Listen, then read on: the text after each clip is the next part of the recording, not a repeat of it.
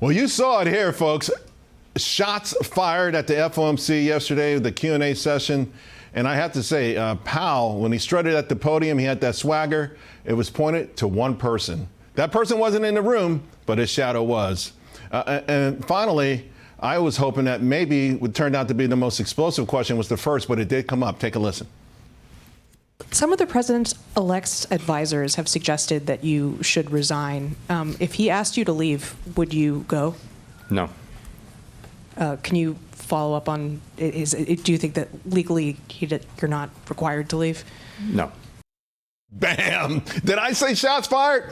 Powell almost daring President-elect Trump to come after him or any of the members of the Federal Reserve. Now, we know recently Trump has already said that he doesn't want to fire Jay Powell, but he does believe the executive branch should have a seat at the table when it comes to monetary policy. Now, of course, the media, still wiping the egg off their face, came in to chime support for Powell. But I think about this all the time, right?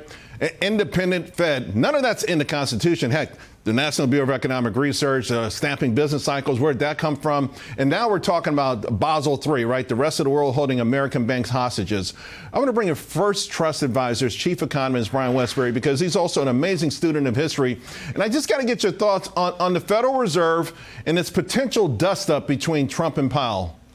Yeah, I mean, it's happened before, Charles, but the only way really to get rid of a Fed chair is the way they got rid of Volcker, and that is Reagan slowly put people on the Fed, and they eventually had a mutiny against him. He lost a vote, and then after that happens, you kind of have to quit. You're the captain of the ship, and nobody wants to listen to you, so you quit. You can't force him out. Right. I do worry that politicians, when you let politicians get control of monetary policy, they're way more likely to keep it too easy. Right. Now, and so that's how you get inflation. And today, the embers of inflation, they're not out. And we have to be really careful. If we cut rates too much, if we start printing, doing quantitative easing again, inflation will pop right back up.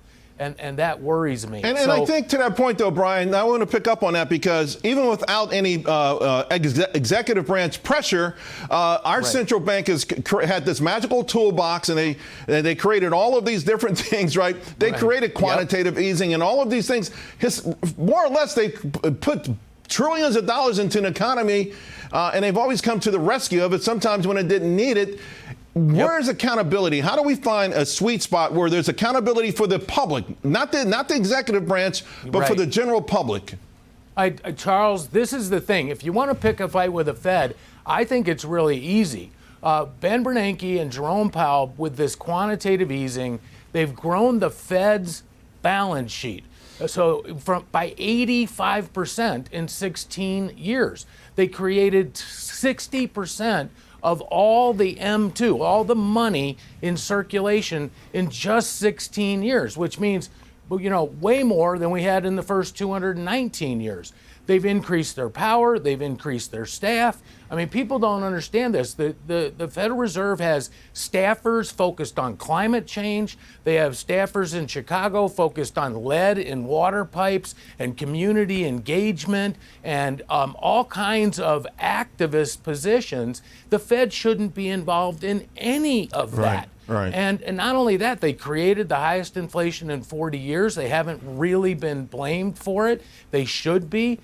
We need to take the Fed back to pre-Ben Bernanke levels. Get rid of abundant reserves, go back to scarce reserves, and limit the Fed's power. That's the fight I would have if I were Donald Trump. Right. For me, it feels like the Greenspan moment, 87 saving the stock market, being christened the maestro. Feels like these folks are always working for Wall Street more than Main Street. I want to, just less than a minute to go. Basel III has been a bone of contention.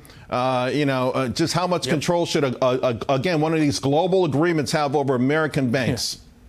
Yeah, like Charles, we shouldn't listen to the WHO. We shouldn't listen to the UN, Human Rights Commission. We shouldn't be part of the Paris Accord, and we should not be part of this Basel III. It increases the power of government, and all they're doing, Jamie Dimon has warned about this. You make me raise capital so much that I can't make loans at some point. And that's what the problem with this is. Yeah. And let me just add one little quick comment. You know, the stock market has jumped, bounced because, you know, after this election, I want to remind everybody that when Reagan won, which was a huge landslide and a complete change in direction for America, the S&P 500's PE ratio was 8. You know, so he had a lot of runway Right. above him. It's now 27. So it's not like you're going to get the kind of 80s boom, even if we have better policy, because the market's kind of already got it priced in. Yeah. And in fact, more than priced in. Yeah. Well, I tell you, though, people are really, really excited. And Yeah. you know, what can you say? It is an exciting Yeah. moment for this country. Brian, thank you so much, my friend. Appreciate it. All right, Charles, great to be with you.